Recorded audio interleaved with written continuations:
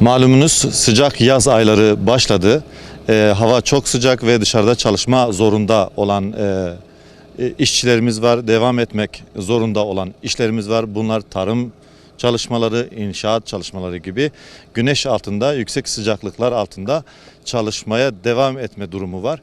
Bunun için ne yapmaları gerekiyor, nasıl davranmaları gerekiyor, çalışanlar ne yapmalı, işverenler ne yapmalı hususunda bir takım bilgiler vermek istedim. Tarım çalışmalarından başlayalım. Tarım işçileri mümkünse erken saatlerde, onlar zaten geleneksel olarak uzun süredir bunu yapıyorlar ama bazıları buna dikkat etmiyor. Erken saatlerde işe başlanmalı ve serin saatlerde hava sıcaklıkları yükselmeden, tam olarak yükselmeden bu çalışmalarını tamamlamaları gerekiyor. Günde maksimum çalışma 8 saattir, ekstradan mesai yapılabilir ama mümkünse ek mesaileri yapılmasın. En fazla çalışma saatleri olan 8 saate riayet edilsin ve çalışma saatlerini erkene çeksinler.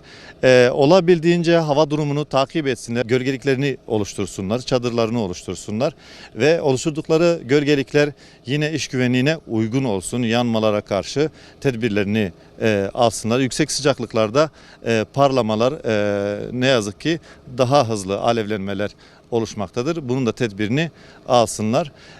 Tarım işçileri için ekstradan ekleyeceğimiz sıcak çalışma koşulları altında ayrıca ilaçlamalar falan yapılıyor ve sıcaklar altında bu ilaçlamaların zararları, etkileri daha yüksek. Buna da dikkat etmeleri lazım. Dinlenme molalarını yükseltsinler, artırsınlar, daha sık dinlensinler. Bol bol sıvı tüketsinler. Tarımda çalışan arkadaşların yanı sıra inşaatta özellikle yine dışarıda çalışan başka gruplar var ama en fazla etkilenen inşaat çalışanları arkadaşlarımız. İnşaat çalışmalarında da hakeza yine mümkünse çalışma saatlerini erken saatlere kaydırsınlar. Biliyorsunuz eskiden yaz saati, kış saati uygulaması vardı. Artık bu kaldırıldı ama dileyenler bunu kendi coğrafyasına göre, kendi iklim koşullarına göre özellikle Güneydoğu Anadolu'da ve İç Anadolu'da kendi iklim koşullarına göre bu saatleri esnetebilirler. Bu işveren ve işçilerin anlaşacağı bir konu. Yine tarım işçileri ve inşaat işçileri ortaklaşa, yani iki tarafta aynı şekilde kendi molalarını arttırmaları gerekiyor. Dinlenecek alanları güvenli bir şekilde, güvenli bir alanda dinlenecek alanlarında sık sık dinlenmeleri gerekiyor. Bunun için işverenlere çağrıda bulunuyoruz. Çalışanları lütfen bu konuda hassasiyet gösterin. Kişisel koruyucu donanım olarak da açık renkli kişisel koruyucu donanımlar tercih edilebilir. İlla çalışanlar sarı baret takmak zorunda değil, mavi baret takmak zorunda değil, beyaz baret de kullanabilirler. Bu iş sağlığı ve güvenliğine aykırı değil. Önemli olan kendi vücut bütünlüğünü koruyacak malzemeler kullansınlar. Peki bunları neden tavsiye ediyoruz? Bu önlemler neden önemli? Yaz sıcaklarında aynı zamanda hareket halinde olan kişiler çok fazla sıvı ve mineral kaybı yaşamaktadır. Sıvı ve mineral kaybında güneş çarpması, sıcak krampları, sıcak ağrıları gibi halsizlik, ishal, mide bulantısı gibi bir takım akut problemler yaşamaktadırlar. Hatta bunlar önlem alınmazsa, yeteri kadar beslenilmezse, sıvı tüketilmezse ve yeteri kadar mineral alınmazsa ne yazık ki ölüme kadar devam edebilir. Türkiye'de sıcaklardan dolayı ölümlerin bir istatistiği tutulmuyor ama böbrek yetmezliği, bir takım organ yetmezliği şeklinde, kalp krizi şeklinde kayıtlara yaz aylarında çalışanlar kayıtlara daha fazla alınmaktadır.